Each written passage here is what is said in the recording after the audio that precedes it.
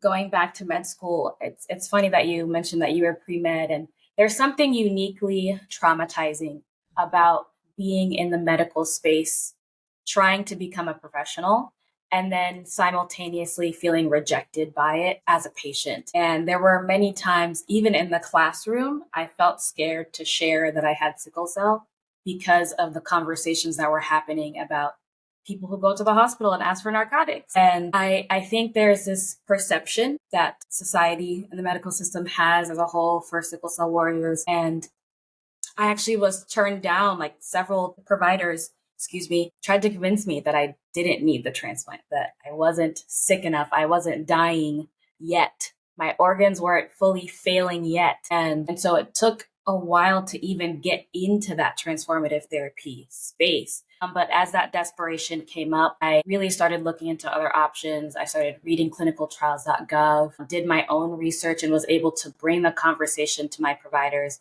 I had already tried hydroxyurea and crizanlizumab and L-glutamine. And despite all three of those, my symptoms still were just so bad.